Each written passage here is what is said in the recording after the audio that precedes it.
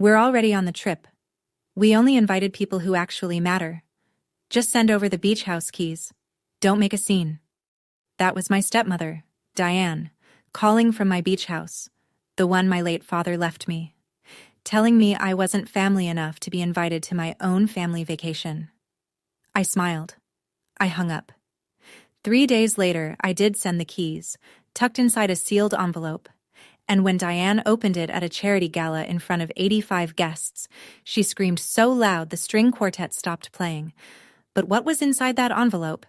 And why it made a 58-year-old woman lose everything she'd spent 4 years stealing? That's the part I need to tell you from the beginning. Before I go on, please take a moment to like and subscribe. But only if you genuinely connect with this story. Drop a comment letting me know where you're watching from and what time it is there. My name is Abigail Vance. I'm 34 years old. I'm a landscape architect in Massachusetts. And this is the story of how I almost lost my father's house and found my own voice instead. Now let me take you back to a Tuesday morning in late June, the day the phone call changed everything. Before I can explain the envelope, you need to understand what Whitecrest means to me. Whitecrest is a shingle-style house perched on a bluff in Truro, Cape Cod, overlooking the Atlantic. 4 bedrooms, a wraparound porch, and a view that makes you forget you have a phone. Harborline Associates appraised it at $6.8 million in January of 2024, but to me, it was never about the number. It was about the man who bought it. My father, Raymond Vance, was an estate attorney with a quiet practice in Hyannis and the kind of handshake that made people trust him before he said a word. He purchased Whitecrest in 2003, when I was 11, 2 years after my mother lost her battle with ovarian cancer. The house was supposed to be a fresh start. And for a while, it was. Every summer, Dad and I would repaint the fence posts, replace the warped porch boards, and sit outside with his rolled-up blueprints, while he quizzed me on load-bearing walls and dormer angles. That porch is where I decided to become an architect. That porch is where my father became my best friend. Then he remarried. Diane Ashford came into our lives when I was 18 and already packing for Boston University. She was polished, articulate, and very good at making my father feel needed. Meredith, their daughter, arrived a year later. And slowly, so slowly I almost didn't notice, every time I came home to Whitecrest, I felt less like a daughter and more like a guest. Dad used to say something that I never fully understood until much later. "This house is yours, Abby. I've made sure of that on paper." I thought he was just being sentimental. I'd never once read his will. 2 weeks after his funeral, Diane changed the locks. She said it was for security. I told myself it was just a lock. But looking back, it was the first door she closed on me. The locks were only the beginning.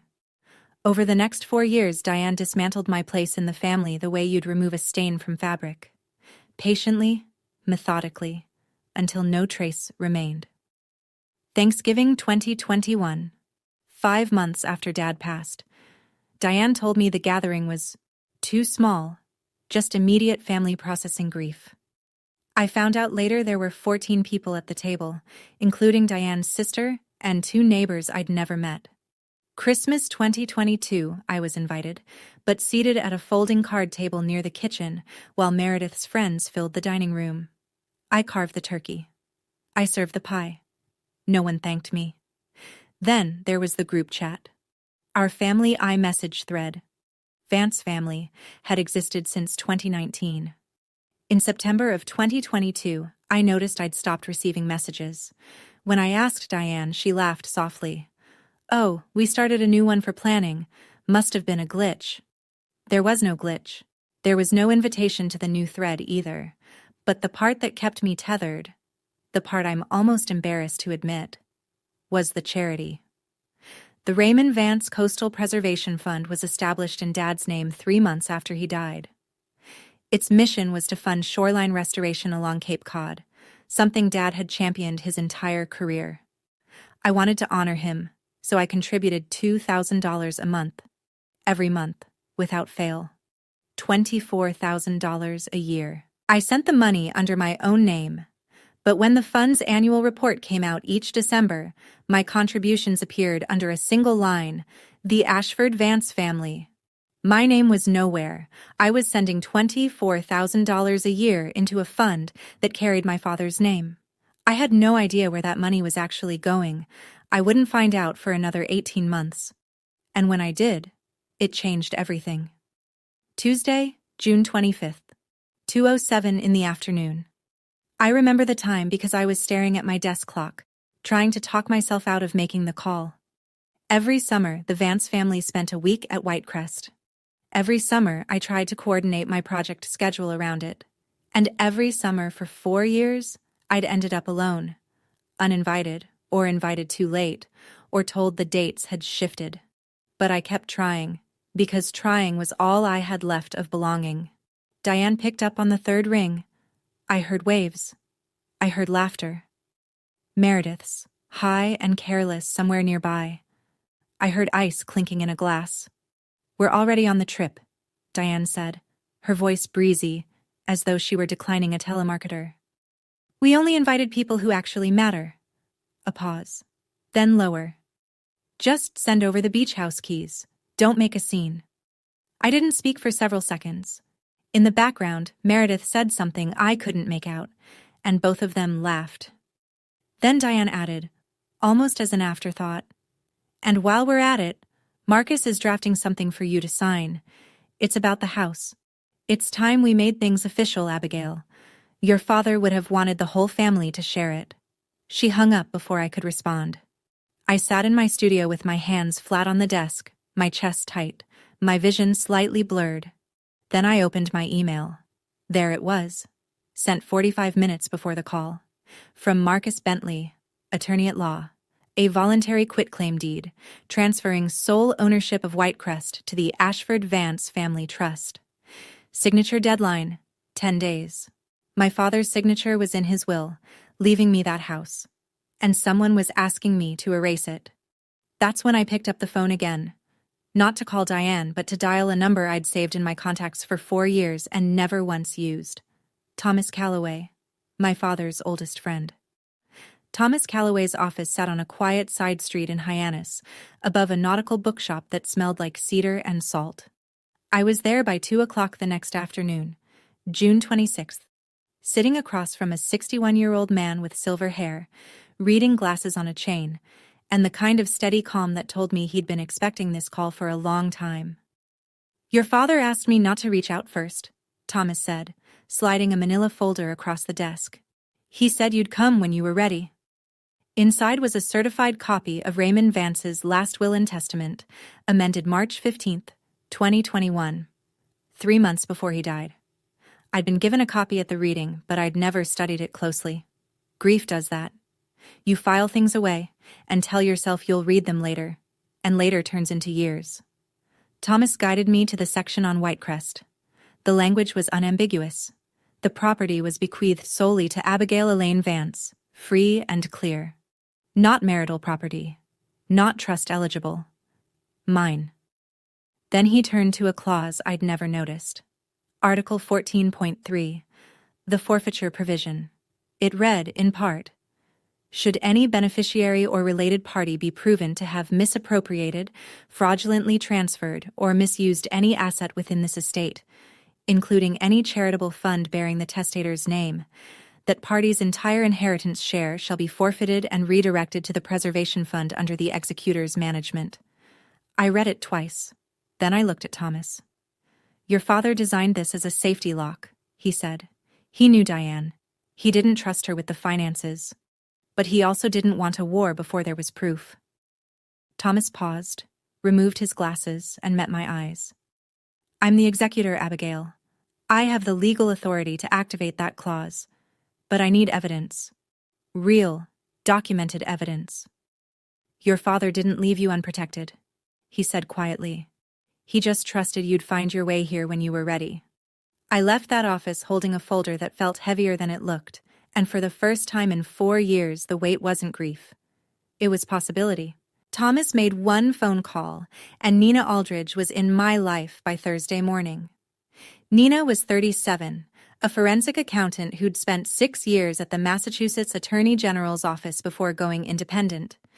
She had a shaved undercut, tortoiseshell glasses, and a way of looking at spreadsheets the way most people look at crime scenes, with focus, patience, and a total absence of sentiment. Thomas hired her on my behalf for $8,500, which I paid out of savings. It was the most expensive thing I'd ever bought that didn't have walls.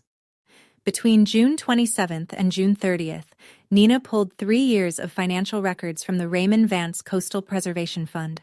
What she found made me sit down. $340,000 had been dispersed under line items labeled event management fees and consulting services. The vendors listed were either non-existent or traceable to a single-shell LLC, Ashford Creative, registered in Delaware in August of 2022. The sole member of that LLC was Meredith Vance. The money flowed from the fund into Ashford Creative's account, then straight into Meredith's personal Wells Fargo checking account. 17 separate transactions over 28 months. And my $24,000 a year? Logged in the fund's donor records under the Ashford Vance family. My name. Erased. Nina compiled a 47-page report, notarized on July 7th, with copies of the LLC filing, bank transaction histories obtained legally through a subpoena Thomas secured as executor, and a 1-page summary timeline mapping every dollar to every date. "The paper trail is clean, Abigail," Nina told me, squaring the pages on her desk. "They weren't even careful. They didn't think anyone would look. $340,000. Every cent traceable. But I didn't go to the police. I didn't call Diane, because Thomas told me there was a better way. And it started with a gala invitation that had just arrived in my mailbox." The night of June 30th, I sat alone in my apartment in South Boston with everything laid out on the kitchen table like evidence at a trial: the certified copy of Dad's will, Nina's 47-page report, the quitclaim deed from Marcus Bentley, and a cream-colored invitation, embossed in navy ink. "The Raymond Vance Coastal Preservation Fund cordially invites you to our annual benefit gala. July 12th, Harbor View Hotel, Edgartown, Martha's Vineyard. Cocktails at 6 p.m. Dinner and program to follow. 85 confirmed guests." The guest list read like a who's who of Cape Cod philanthropy: the president of Cape Cod 5 Bank, 2 Edgartown selectmen, 3 real estate attorneys, Margaret Hale from the Cape Cod Times, and a representative from the Massachusetts Attorney General's nonprofit division, invited by Diane herself no less, to demonstrate the fund's transparency. I picked up the framed photo of Dad from the bookshelf. He was standing on the White Crest porch, sleeves rolled, squinting into the sun, holding a paintbrush like a conductor's baton. I could almost hear him. "A house is just wood and nails, Abby, but what you build inside it, that's the legacy." At 11:47 that night, I wrote Thomas an email. "I'm not signing the quitclaim. I'll be at the gala. Let's do this the right way." He responded in 9 minutes. "Your father always said you'd know when it was time. I'll file the motion with Barnstable Probate Court on Monday. Hearing date, July 18th. I closed my laptop and looked at the table again. In 12 days, I would walk into a room where my stepmother was queen, and I would hand her an envelope that could end her reign. I had spent 4 years being the person who didn't make a scene. That era was over. I sometimes wondered whether Diane ever lay awake at night worrying that someone might look too closely. Based on what happened next, I don't think she lost a minute of sleep. On July 2nd, Meredith emailed me. The subject line was a single heart emoji. The message was not as gentle. "Mom says you haven't signed the deed yet. She's putting you on the gala guest list as a courtesy, but she really hopes you won't make this awkward for everyone. Dad would hate that. Dad would hate that." She used our dead father as a leash, and she didn't even flinch typing it. The same day, Thomas flagged something in the court filings. Marcus Bentley had filed a claim on July 1st at Barnstable Probate Court, arguing that Whitecrest was a jointly held marital asset. That because Raymond had used income earned during his marriage to Diane for property maintenance and taxes, Diane had a lawful equitable interest. It was a stretch, but it was strategic. If a judge entertained it, the case could drag on for months. Then Thomas obtained the gala's run of show from a board member he knew. The plan was surgical. After a tribute video for Raymond, Diane would take the stage to announce that the Vance family has unanimously agreed to transfer Whitecrest into the Ashford Vance Family Trust as a community coastal center. She intended to present it as a done deal, my signature already implied, in front of 85 influential witnesses. By the time the truth came out, social pressure would have cemented the narrative. But buried in that same guest list, Thomas noticed a name that made him pause. Margaret Hale, investigative reporter for the Cape Cod Times, specializing in nonprofit governance. Diane had invited her for the PR. She had no idea she'd handed us a front-row witness. She built her own stage, Thomas said over the phone that evening, and she doesn't know we're about to use it. The 7 days between July 3rd and July 10th were the quietest of my life, and the most deliberate. I worked with Thomas and Nina every evening after my regular project hours. We assembled the package, a certified copy of the amended will with Article 14.3 highlighted, Nina's notarized 47-page audit report, finalized and signed on July 7th, a single-page timeline summarizing every fraudulent transaction with dates and dollar amounts, and copies of the Ashford Creative LLC registration alongside the corresponding bank transfers. During the days, I kept my head down and finished what I'd started. I delivered the final restoration drawings for the Eastham Lighthouse to Gerald Whitmore, chairman of the Eastham Preservation Council, on July 8th, 2 days ahead of schedule. Gerald was 70, with sun-weathered hands and a voice like gravel wrapped in kindness. He studied my plans for a long time, then looked up. "You're the most meticulous architect I've ever worked with, Abigail," he said. "Your father would be proud." I nearly broke right there in his office. I didn't. I thanked him, shook his hand, and drove home. That night, I placed everything into a single cream-colored envelope, the same shade as the gala invitation. I slid the spare Whitecrest keys in first, then the documents. I sealed it with clear packing tape and wrote on the front, in my neatest handwriting, "For Diane Ashford Vance." As requested. She wanted the keys. They were in there, exactly as she'd demanded. But so was everything else. I didn't lose sleep those 7 days. For the first time in 4 years, I slept like someone who had stopped pretending. Pretending that silence was peace, that compliance was love, that giving everything away was the price of belonging. The envelope sat on my nightstand like a quiet grenade. In 48 hours, I'd deliver it in person.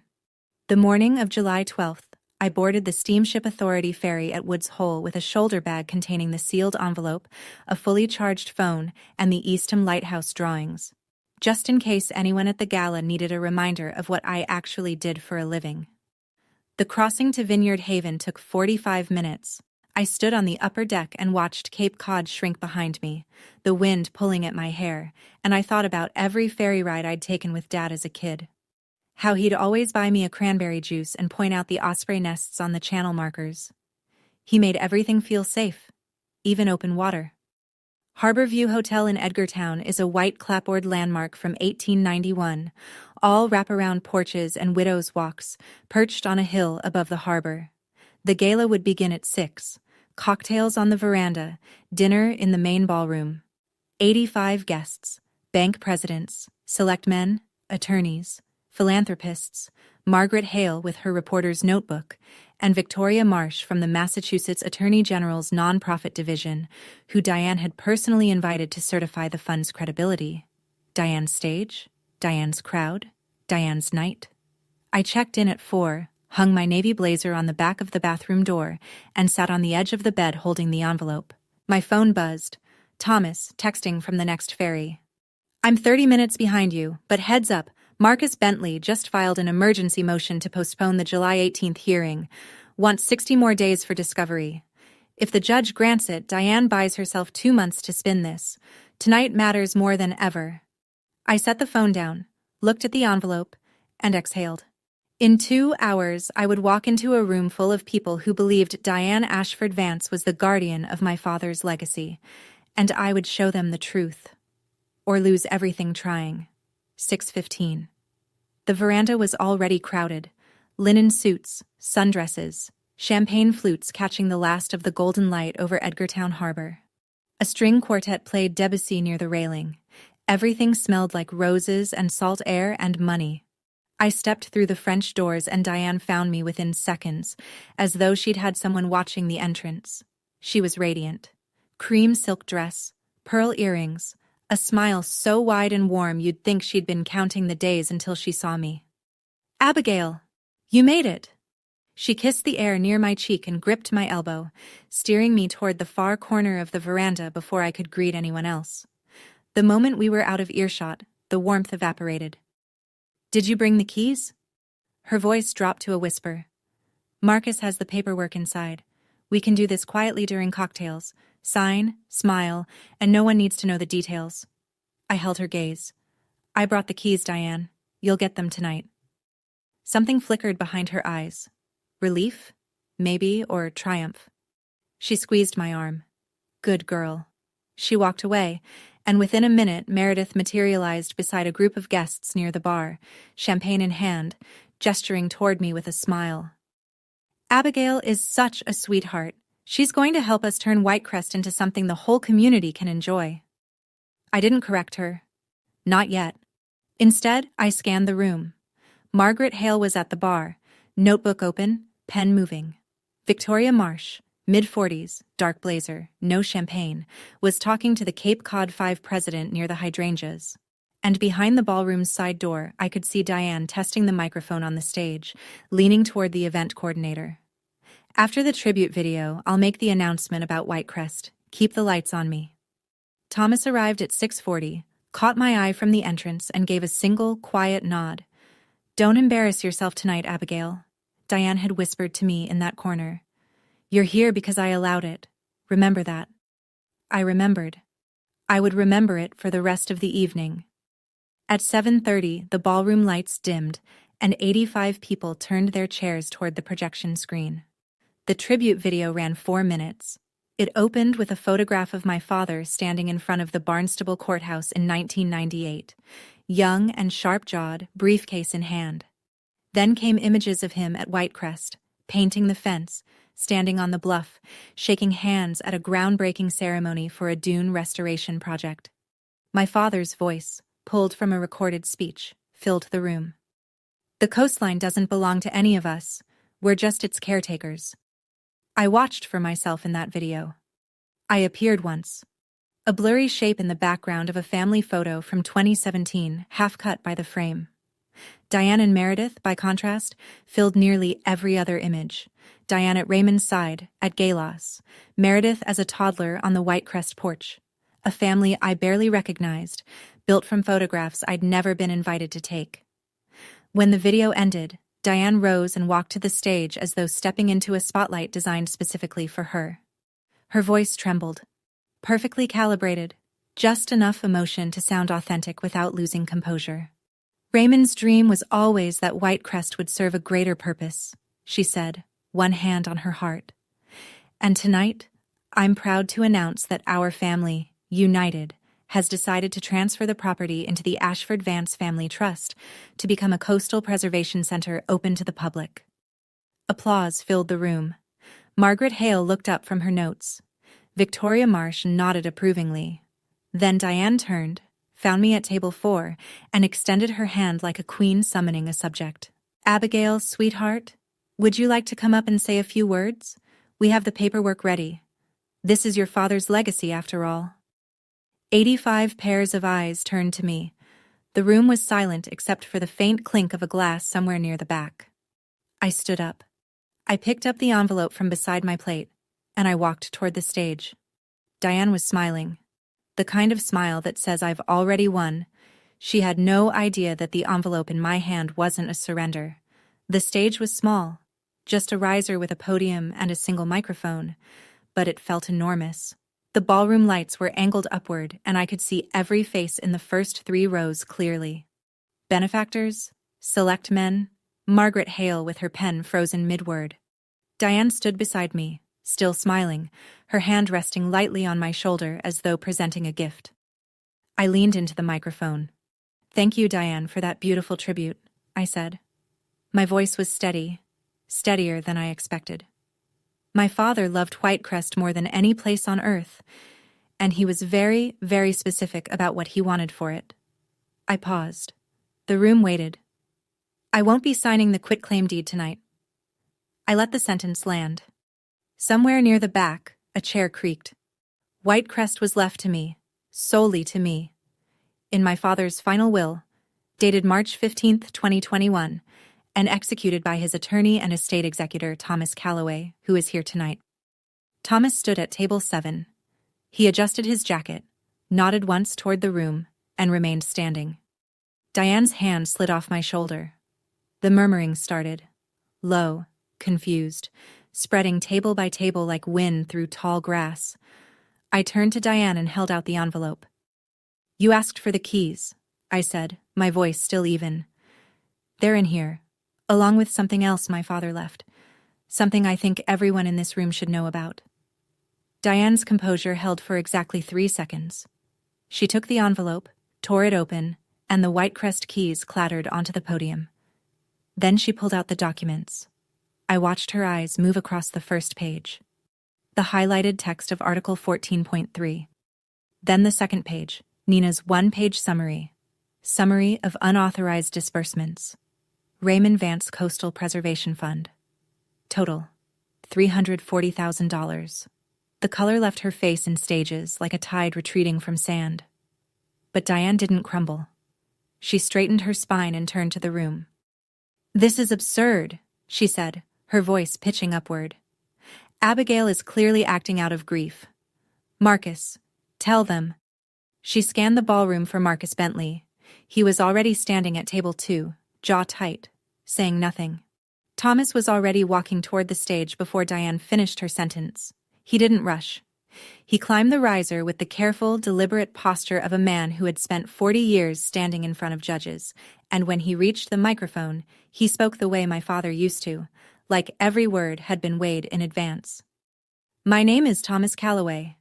I served as Raymond Vance's personal attorney for 23 years, and I am the court-appointed executor of his estate." He paused, letting the credentials settle. "The will is unambiguous. Whitecrest belongs to Abigail Vance. It has never been subject to any family trust, marital claim, or shared arrangement." He turned a page in the folder he'd carried to the stage. Article 14.3 of the will contains a forfeiture clause, drafted by Raymond himself, which states that any beneficiary or related party proven to have misappropriated funds from the estate, including the charitable fund bearing his name, forfeits their entire inheritance. Then came the numbers. Ashford Creative LLC, registered in Delaware, August 2022. Sole member, Meredith Vance. Thomas read each fact as though reading a court filing.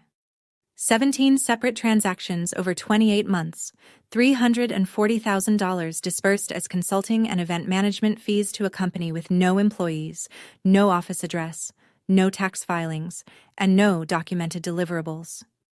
Meredith shot to her feet at table 3, face flushed. "That's my consulting company. I did real work." Thomas didn't raise his voice. "The LLC has produced no invoices, no contracts, and no evidence of services rendered. The funds transferred directly to your personal bank account." Silence. Absolute ringing silence filled the ballroom. Victoria Marsh, the AG representative, set her glass on the table, pulled out her phone, and stepped toward the corridor. Margaret Hale's voice recorder had been running for 5 minutes already, its small red light glowing beside her napkin. And Marcus Bentley stood, adjusted his tie, and said quietly to Diane, "I need to speak with my client privately." Then he walked out of the ballroom without looking back. Marcus walked out, and with him walked the last person willing to defend Diane Ashford Vance in a room full of witnesses. What happened next is something I've replayed in my mind more times than I can count, not because it felt good, because it felt irreversible.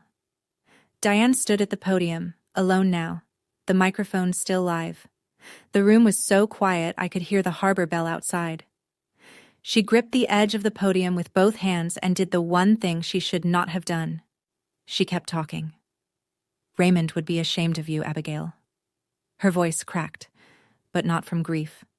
From rage. "You're destroying this family for a house." No one moved. 85 people had just heard documented evidence that Diane had siphoned $340,000 from her late husband's charity, and now she was invoking his name to shame the daughter he'd specifically protected.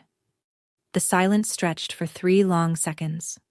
Then Gerald Whitmore, the man who'd called my lighthouse restoration work meticulous, the chairman of the Eastham Preservation Council, stood up at table 5. "I've worked with Abigail for 2 years, he said, his gravel voice carrying without a microphone. She restored the Eastham Lighthouse with the kind of integrity Raymond himself would have demanded. He paused, looked directly at Diane. "I think we all know who's destroying what here."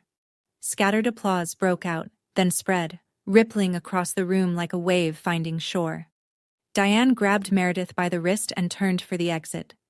But as they passed table 3, Meredith, crying now, mascara running, said something into the still-live wireless mic clipped to the floral centerpiece.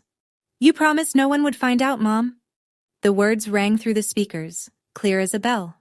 Margaret Hale wrote them down verbatim. Diane didn't look back.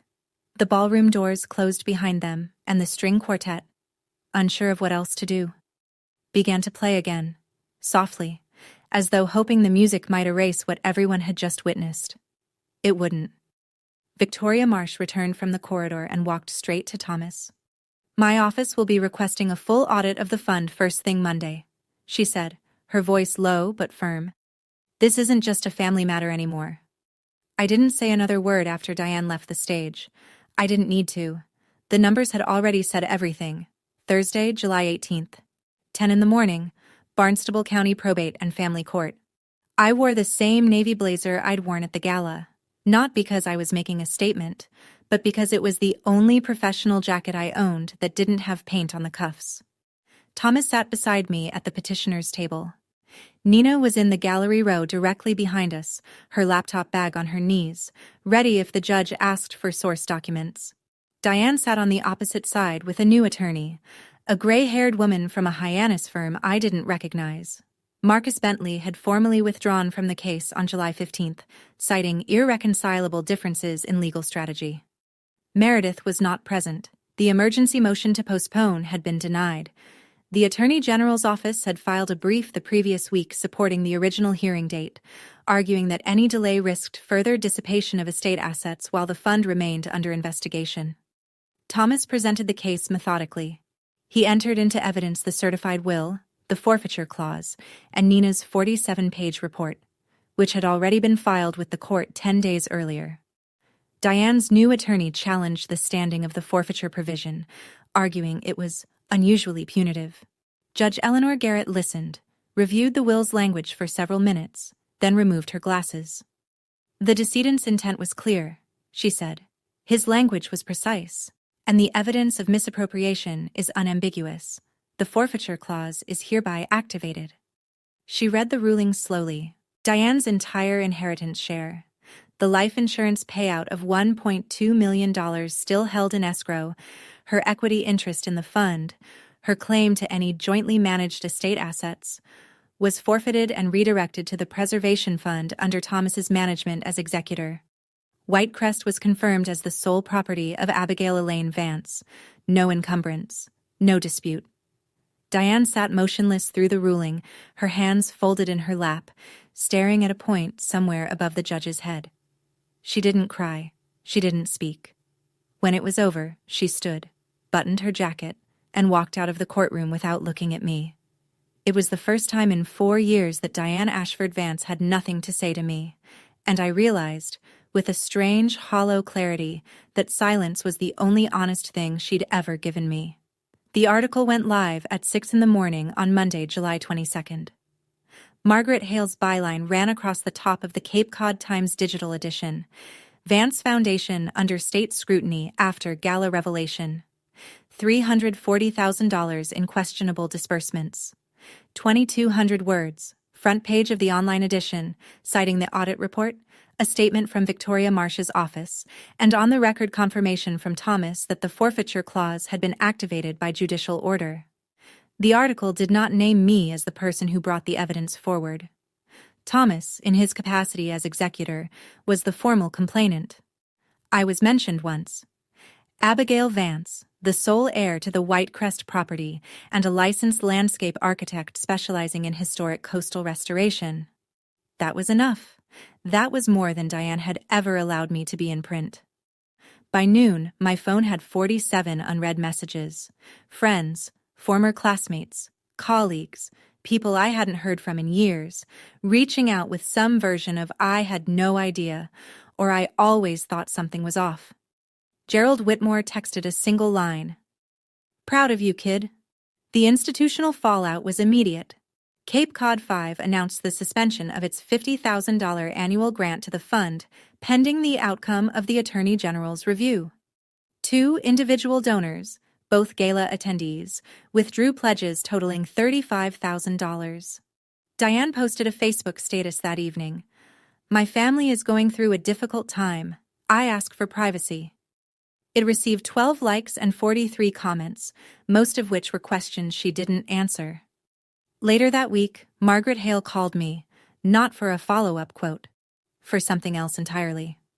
"I'd heard rumors about that fund for 18 months, she said, "but no one would go on the record. No one would confirm anything. You didn't just save your house, Abigail. You gave me a source." I sat with that for a long time after I hung up. My silence for 4 years hadn't protected anyone. It had only protected Diane. 3 of those 47 messages were from Meredith. I didn't open them. Not yet. By August, the dominoes had a rhythm of their own. The Attorney General's office completed its preliminary audit in the 3rd week of the month. The conclusion was exactly what Nina's report had indicated: $340,000 in funds dispersed without legitimate basis. Diane and Meredith were ordered to repay the full amount within 120 days, or face civil charges under Massachusetts General Laws, Chapter 12, Section 8, the state's charitable fraud statute. Ashford Creative LLC was ordered dissolved by the Delaware Division of Corporations. Diane was removed as chair of the fund's board of directors. Thomas was appointed interim administrator, with oversight from the AG's office. The fund, for the first time since its creation, had a financial structure that my father would have actually recognized. The personal toll was steep and specific. Diane's condominium in Brookline, valued at $890,000, was leveraged against the repayment obligation. Meredith sold her BMW X5 and a 28-foot sailboat.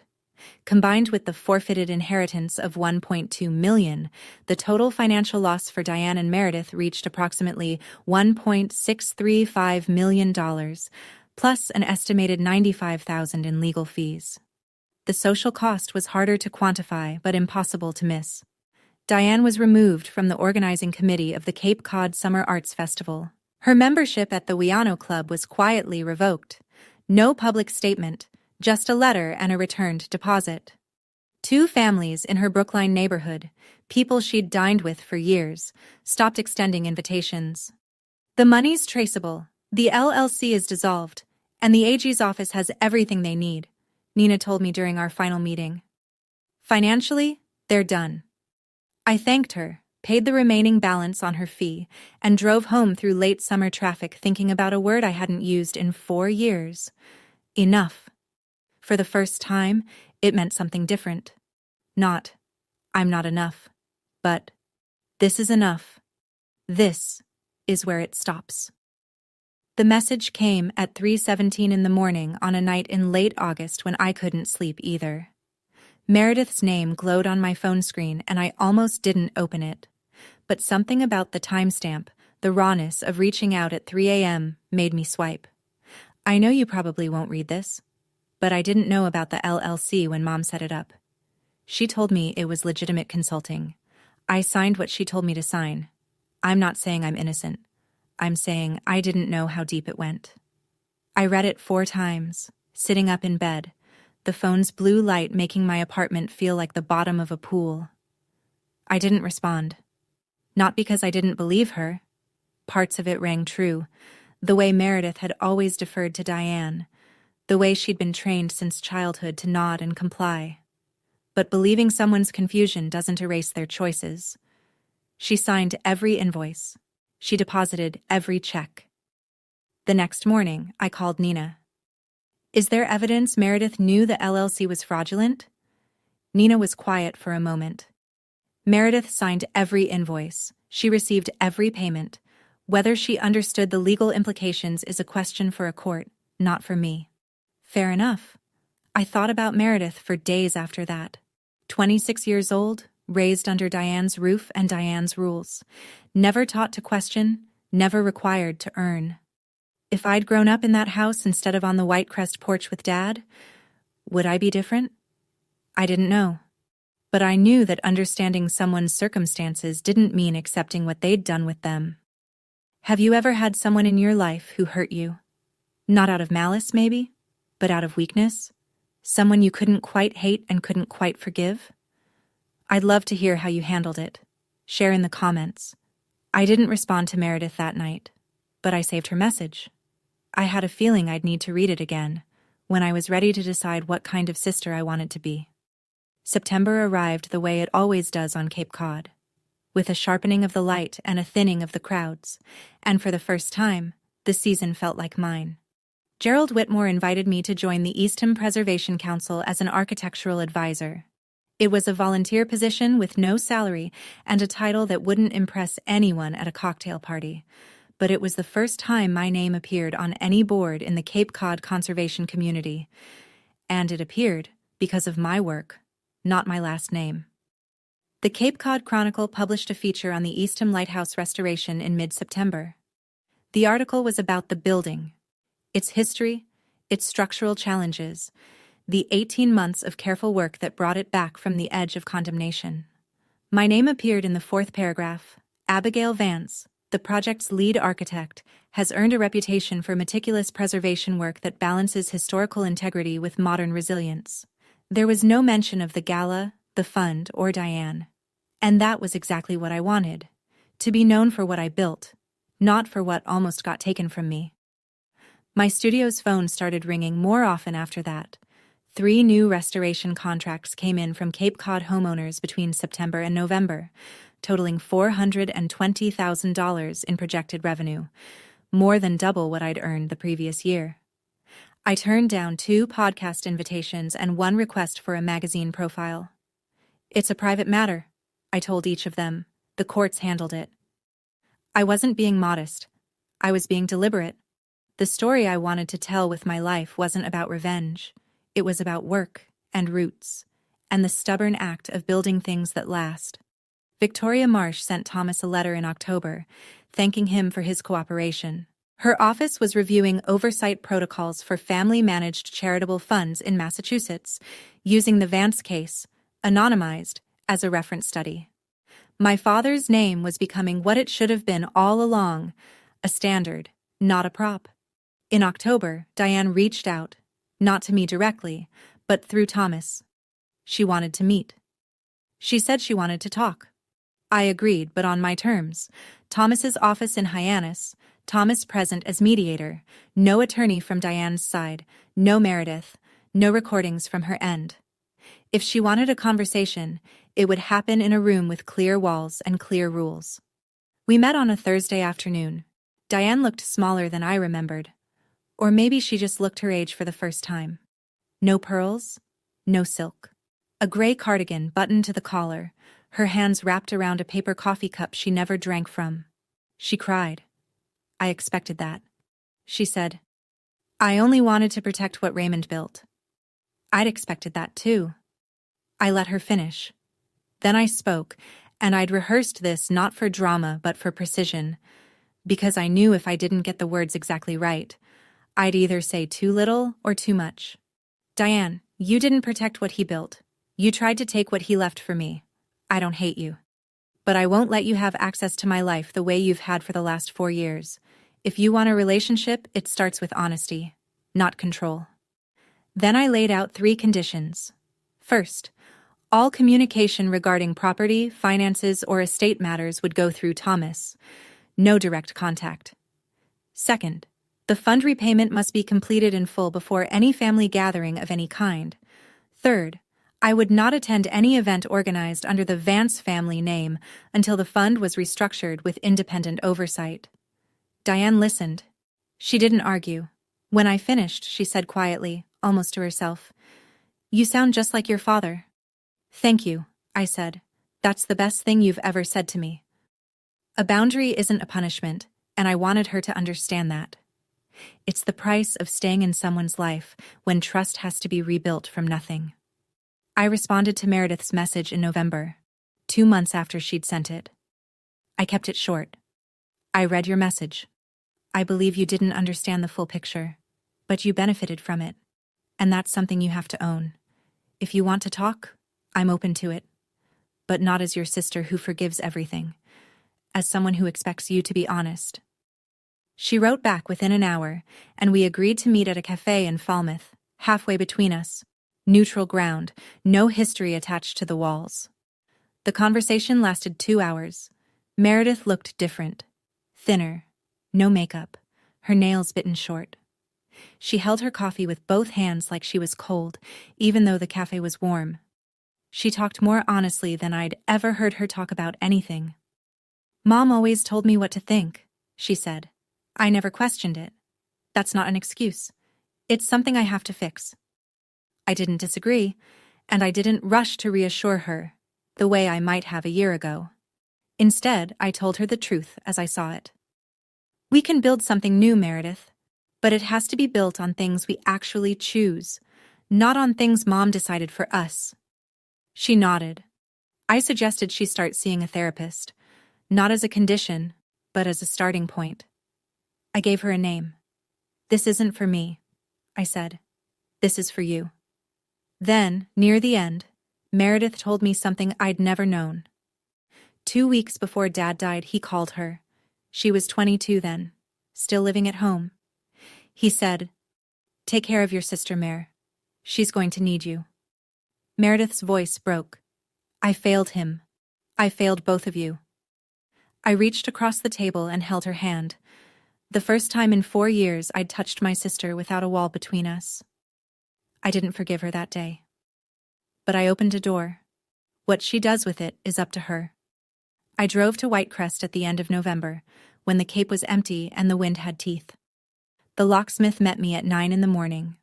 I watched him change every lock on every door. Front, back, side porch, the basement hatch Dad used to call the submarine entrance. When he handed me the new keys, I held them in my palm and felt their weight the way you feel the weight of something you thought you'd lost forever. I hadn't set foot inside in 4 years. The house was intact but neglected in the way that only apathy can produce. The porch boards I'd replaced with Dad in the summer of 2018 were warped from moisture.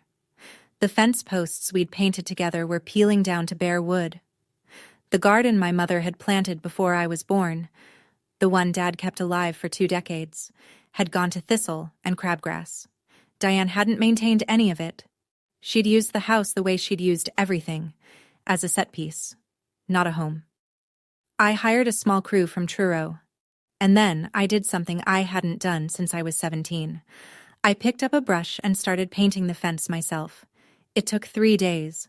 My shoulders ached, my hands blistered and then calloused. And on the 3rd evening, while pulling up a rotted plank on the porch, I found a wooden box wedged under the floorboards. A cigar box, weathered but sealed with packing tape. Inside was a handwritten letter, dated March 10th, 2021. 5 days before Dad amended his will. 3 months before he died. Abby, if you're reading this, it means you've found your way back. I knew you would. The house is yours. Not because it's valuable, but because you're the only one who understands what it means. Don't let anyone tell you what your legacy should be. Build it yourself. Love, Dad. I sat on the porch where he used to sit, holding his letter in his handwriting, and I cried for the first time since the funeral. Not because I was sad. Because he'd known. He'd known all of it. What Diane would try, how long I'd wait, and that I'd come back when I was ready. He'd planned for everything, except how much I'd miss him while I figured it all out. By January 2026, the fund had a new spine. Thomas completed the restructuring over the holidays, and when he walked me through the final documents in his Hyannis office, I could see the relief on his face, the kind that comes not from victory, but from a promise finally kept. The Raymond Vance Coastal Preservation Fund retained its original name. Dad had chosen it, and no one else's hands would change that. but everything underneath was rebuilt. Gerald Whitmore was installed as the new board chair, bringing with him 40 years of nonprofit governance and a zero-tolerance policy for undocumented disbursements. Nina Aldridge agreed to serve as part-time treasurer on a transparent, contracted basis. The fund's first-ever financial officer with actual forensic credentials. And the Attorney General's office mandated an independent audit every 12 months, conducted by a rotating external firm. Cape Cod 5 reinstated its $50,000 annual grant, contingent on the new audit provisions, a condition the bank had never imposed before, and one that Thomas welcomed without hesitation. Accountability, he told me, isn't a burden. It's a foundation. Then came the part that surprised even Thomas. I decided to convert Whitecrest's ground floor into a summer residency program for architecture students. 4 fellows, 6 weeks, working on real preservation projects along the Outer Cape under professional mentorship. I called it the Vance Fellowship. The first cohort would arrive in June. I kept the second floor as private space. A bedroom, a drafting table by the window, the porch where Dad's letter had waited under the floorboards. That wasn't a sacrifice. It was a design choice. The same kind Dad had taught me to make. How to share a building without losing the room that matters most. My father left me a house. I told Thomas the day we signed the fellowship's charter. I'm turning it into a school. I think he'd like that. Thomas smiled, the first real, unguarded smile I'd seen from him in 7 months. He'd like it very much, he said, but he'd still want you to repaint that fence every summer. I laughed. It was the first time I'd laughed about Dad without it hurting. June 2026. 1 year to the week since Diane's phone call. I stood on the Whitecrest porch with a mug of coffee, watching 4 architecture students from 3 different universities measure fence posts in the early morning light. They were arguing about joist spacing, the kind of argument Dad would have loved, the kind he used to settle by handing you a level and saying, "Don't guess. Measure." My studio in South Boston now had 2 employees, Kara, a structural drafting specialist, and Leo, a recent graduate from Wentworth who reminded me of myself at 23, all precision and quiet stubbornness. Annual revenue for 2025 had come in at $680,000, up from $310,000 the year before. I'd signed a contract in April to restore a historic church in Provincetown, the kind of project that would have made Dad pull out a chair and ask me to walk him through every elevation. Meredith and I saw each other once a month. We weren't close. Not the way sisters in movies are close, but we were honest, which was better. She'd been in therapy since December. In March, she was hired as an events coordinator at a Boston nonprofit that matched low-income families with housing assistance. It was the first job she'd ever gotten without Diane's name on the application. When she told me about it over coffee, her eyes were bright in a way I'd never seen before. Not the brightness of performance, but of someone discovering, for the first time, that they could stand on their own. Diane had repaid $280,000 of the $340,000 she owed. The remaining $60,000 was on a court-approved installment plan. She did not come to Whitecrest. I did not invite her. Neither of us pretended that was temporary. Thomas visited every July. He'd sit on the porch, drink coffee, and tell me stories about Dad, cases they'd argued, jokes they'd shared, the time Raymond accidentally filed a motion in the wrong county and drove 90 miles to fix it before the clerk noticed. "You're the closest thing I have to a father now," I told him once. He set down his mug and looked at the ocean. "Your father would say I'm just the messenger." I didn't win a war. I won the right to stop fighting one. The night of July 12th, 2026, exactly 1 year since the gala, I sat at the drafting table in the upstairs bedroom at Whitecrest and wrote a letter I could never send. "Dear Dad, I found the letter under the porch. I found the clause in the will. I found Thomas when I was ready. You planned for everything, except how much I'd miss you while figuring it all out. Whitecrest is a school now. There are kids here learning to measure joists the way you taught me. They don't know your name yet, but they will. One of them, a girl from Springfield who's never seen the ocean before this summer, asked me yesterday why the porch faces east instead of south. I told her what you told me. Because the morning light is honest. It shows you everything. The cracks, The beauty. All of it. She wrote it down in her notebook. You would have liked her. I didn't let them take the house, and I didn't let them take me. I think you knew I wouldn't. That's why you left me the keys. Not just to the door, but to the choice.